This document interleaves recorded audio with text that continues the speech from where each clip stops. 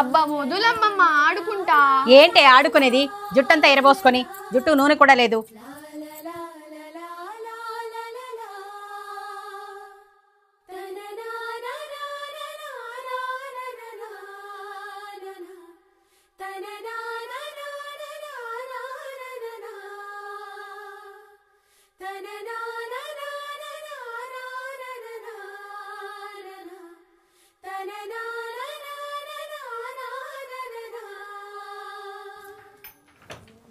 అన్నయ్య మీతో ఒక విషయం మాట్లాడాలి.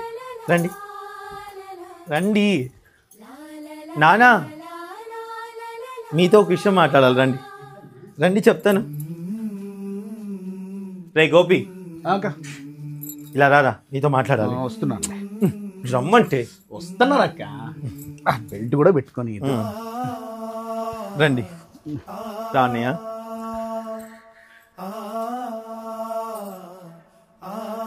ఏంటక్క ఈ అర్జున్ సమావేశం? చెప్పు. సమావేశం కాదురా నానా, మీ అందరికీ ఒక మంచి శుభవార్త చెప్పబోతున్నాను. ఏంటక్క శుభవార్త? బావగారు వచ్చేటప్పుడు బామరుదుల కోసం ఏమైనా కొత్త బెంజ్ కార్ తీసుకొస్తున్నారా ఏంటి? అంతకంటే గొప్ప శుభవార్తరా. ఏంటక్క అది? నానా, అన్నయ్య రైతని, ఉద్యోగం లేదు కదా అని చాలా వరకు సంబంధాలు రాలేదు కదా. కానీ నాకు తెలిసిన వారు గొప్ప సంబంధం వాళ్ళు రైతే కావాలని అన్నయ్య సంబంధాన్ని ఓకే చేశారు. కంగ్రాట్స్ అన్నయ్య. ఏయ్ కంగ్రాట్స్ చెప్పడం కాదురా, అన్నయ్య ఎంగేజ్మెంట్ని చాలా చాలా ఘనంగా చేయాలి మనం. ఆ పనులన్నీ నాకు వదిలిపెట్టక్క, నేను చూసుకుంటానుగా. ఏంటి చూసుకునేది? నువ్వు బావగారిని 10 రోజుల ముందే రమ్మని చెప్పి ఫోన్ చేయి. ఆగు, వాళ్ళ స్కూల్ వాళ్ళకు కూడా చెప్పు. 4 రోజులు వచ్చాము, ఇక్కడ ఇంకా 10 రోజులు ఉండాల్సి వస్తుంది. సరే అవన్నీ నేను పనులు చూసుకుంటాను. ఎక్కడికి వెళ్తున్నావు? లీవ్ పెట్టుకోవాలి కదా అక్క ఆఫీస్ లో. వెళ్ళు. బాయ్. కంగ్రాచులేషన్స్.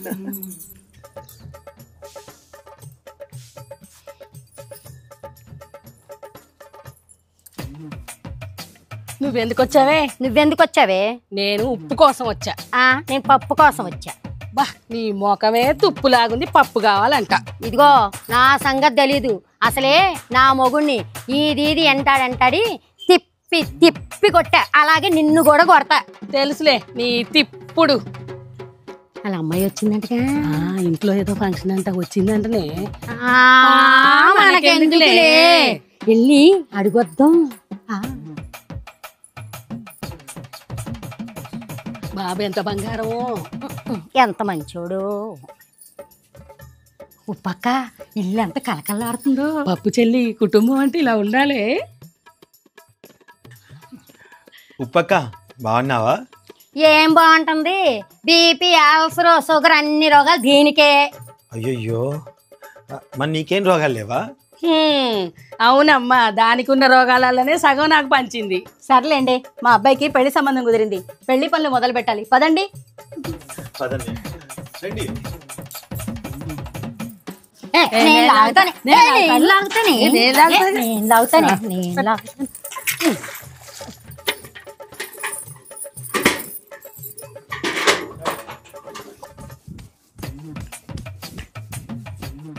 ఉప్పాంటి కాబోయే మా అత్తకి ఈ చామంతి పూలతో పూల జడ వేయాలా, గులాబీలతో పూల జడ వేయాలా? ఈ మందారాలతో వేయమ్మా, ఏ ఖర్చు ఉండదు. ఓకే. ఏం తిప్పుతుందో. ఇదిగో మీ అమ్మకి ఇచ్చి. ఇద్దరు ఒకే చీపురు పట్టుకున్నారేంటే?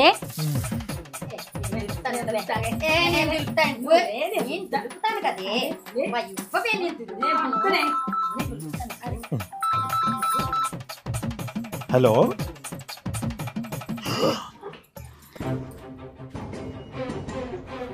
మా తమ్ముడికి యాక్సిడెంట్ అయిందా? అమ్మా, తమ్ముడికి యాక్సిడెంట్ అయిందంటమ్మా. ఒక్క నిమిషం అండి. అన్నయ్య, నాన్న, సార్ ఏ హాస్పిటల్? సరేనండి, ఇప్పుడే వచ్చేస్తున్నాం. అమ్మా నువ్వేం కంగారు పడుకో. అన్నయ్య మనం వెళ్దాం రా, మీరు ఇక్కడే ఉండండి. శుభకార్యం జరుగుతుంది అనుకున్న ఇంట్లో ఈ అప్సెక్యం ఏంటి? శుభకార్యం జరిగిద్దంటావా? ఏ నోరా పెంట అనేది నీ నోటు గురించి నాకెందుకు? హే.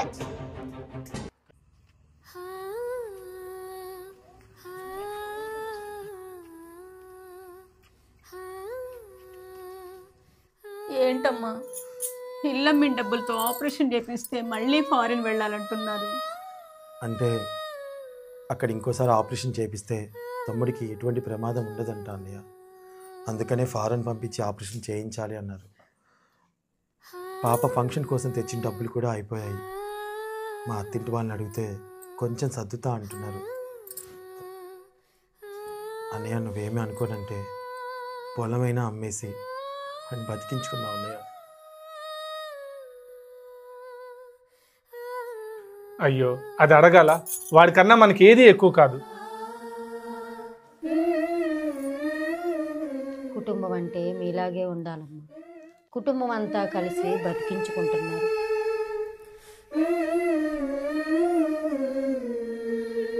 ఏమిటమ్మా ఇది? అమ్మా నాన్నే అమ్మకానికి పెడతావా? ఎక్కడన్నా దేశంలో ఇలా ఉన్నదా? ఇలా జరుగుతుందా? వెంకటరావు గారు మాట్లాడండి, మీరని చెప్పండి. ఏంటమ్మా నువ్వు చేసేది? కరెక్టేనా? ఈ పద్ధతేనా? ఇది కరెక్ట్ కాదమ్మా. తప్పు చేసి బిడ్డలను కానీ అమ్ముకున్న వాళ్ళని విన్నాం, డబ్బుల కోసం పిల్లల్ని అమ్ముకున్న వాళ్ళని విన్నాం, కానీ తల్లిదండ్రులు అమ్ముకోవడం ఏందమ్మా? మరీ చెడ్డగా ఇది. ఎప్పుడు వినలేమేమి ఇది? విన్నామండి మనం ఎప్పుడన్నా?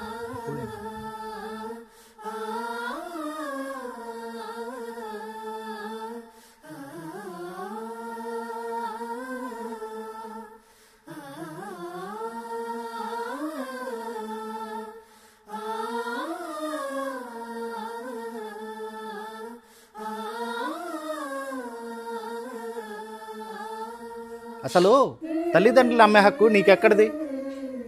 అసలు ఏం జరిగింది వివరంగా చెప్పు.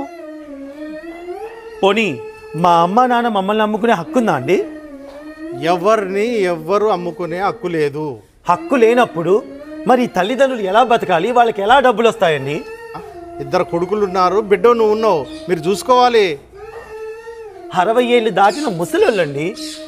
వాళ్ళ ఇంట్లో ఉండి మాకేం ఉపయోగం చెప్పండి? ఇంట్లో ఉన్న చెత్త డబ్బాకైనా ఒక వాల్యూ ఉంటుందేమో, కానీ ఇదిగో ఇలా ముసలోళ్ళైన తల్లిదండ్రులకి ఏం వాల్యూ లేదండి. ఏరా అన్నయ్య, అంతే కదా?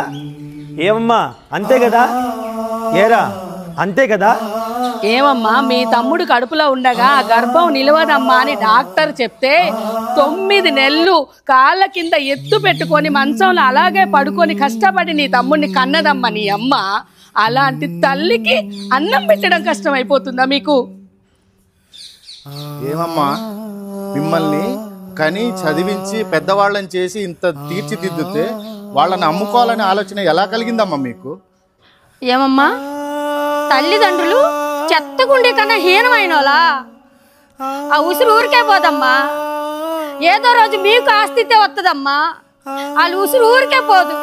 తల్లిదండ్రులు అంత ఇబ్బంది పెట్టకండి అమ్మా. ఇది మీకు మంచిది కాదు. ఏమ్మా ఎంతటి చెట్టైనా ఎదిగి వంగక మానదు. మీరు కూడా ఈ వయసుకు రాక తప్పదు.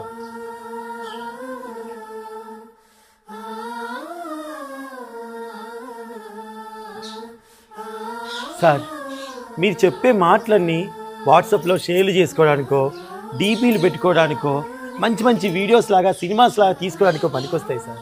నిజ జీవితానికి అవి పనికిరావు సార్. సార్ ఇవన్నీ పక్కన పెట్టండి సార్.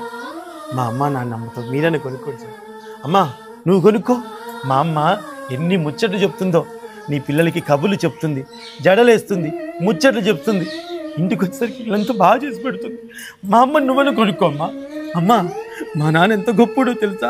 కష్టపడి రూపాయి ఖర్చు పెట్టి పిల్లల్ని సాధినెక్తి మీ ఇంటికి వస్తే మీ పిల్లల్ని కూడా బంగారంలా చూసుకుంటాడు. మా నాన్న నువ్వన్నా కొనుక్కో. సార్ ఈ ఊరు పెద్ద మనుషులు సార్, మీ దగ్గర చాలా డబ్బు ఉంటుంది కదా.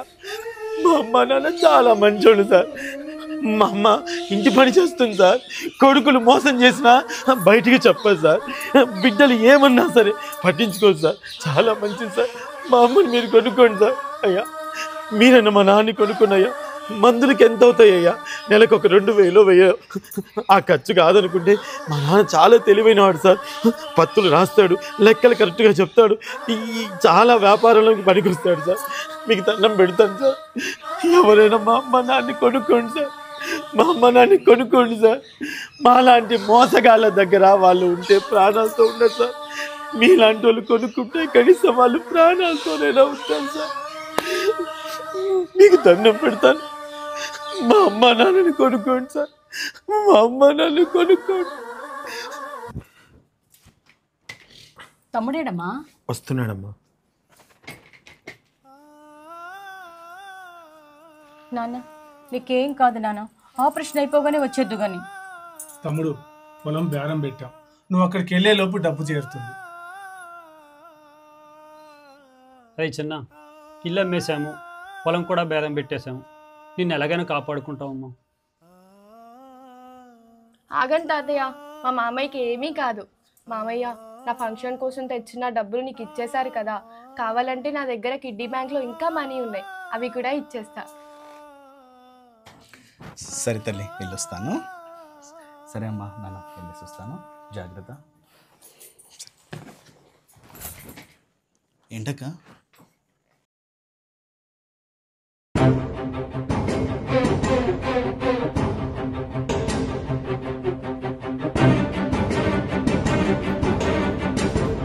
ఏంటక్క అలా చూస్తున్నా? రై, నీకు ఆపరేషన్ జరిగింది కుడి పక్క కదా? అవును, ఇప్పుడు ఏమైంది?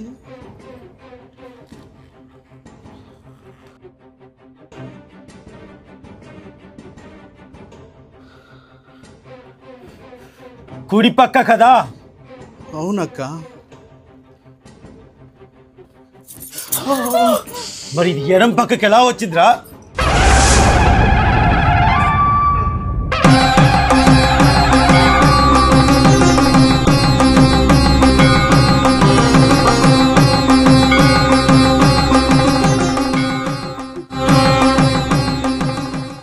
అంటే డబ్బు కోసం కుటుంబాన్ని మోసం చేశావా? నువ్వు చచ్చిపోతావని నీ ఆపరేషన్ కోసం అమ్మా నాన్న కష్టపడి కట్టుకున్న ఇల్లు నమ్మారా? అన్నయ్య పొలం బేరం పెట్టాడు, నా బిడ్డ ఫంక్షన్ కోసం దాచిపెట్టిన డబ్బులు నీ ఆపరేషన్ కోసం ఖర్చు పెట్టాను. మమ్మల్ని అందరినీ మోసం చేసి ఆపరేషన్ పేరుతో ఫారం చెక్కేస్తున్నావా? ఇంత మోసం చేస్తావా? తల్లిదండ్రుల పరిస్థితి ఏంట్రా? అంటే వీళ్ళని ఏం చేద్దాం అనుకున్నావు? వీళ్ళ బతుకులు ఏం చేద్దాం అనుకున్నావు? కొడుకుగా నిన్ను నమ్మినందుకు కుటుంబాన్ని ఏం చేద్దాం అనుకున్నావు? వీళ్ళ బతుకుల్ని రోడ్డు మీదకి తీసుకొస్తావా? ఇదా నువ్వు చేసేది?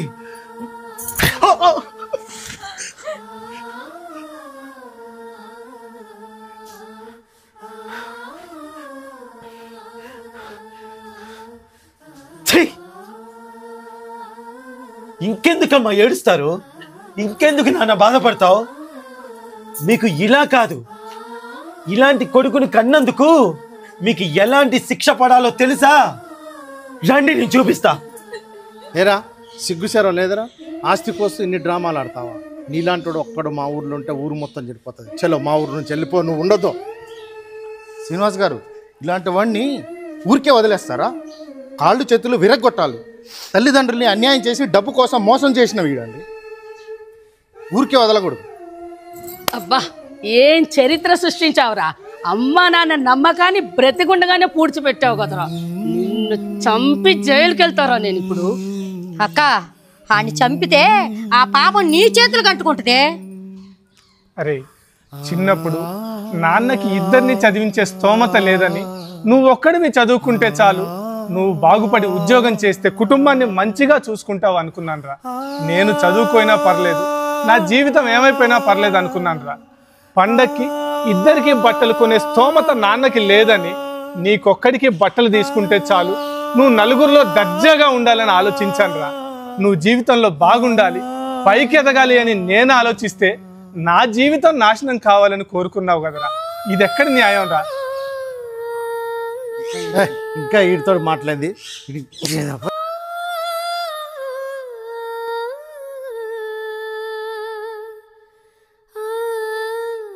అమ్మా.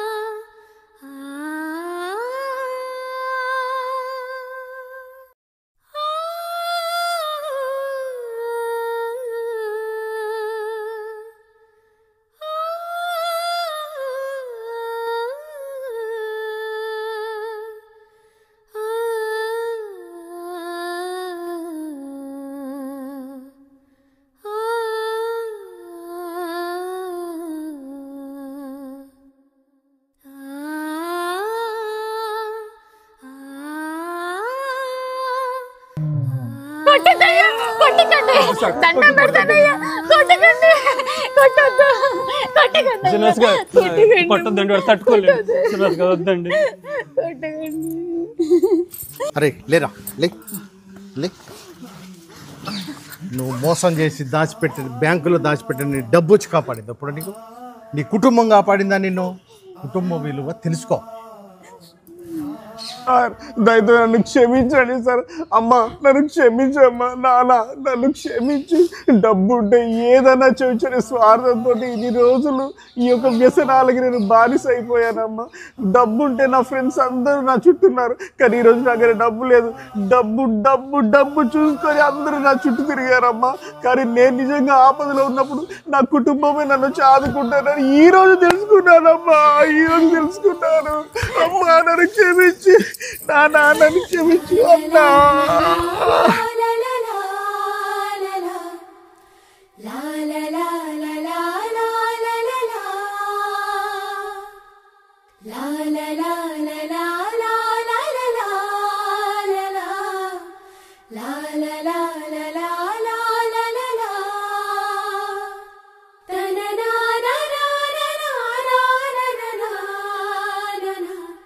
Ta-na-na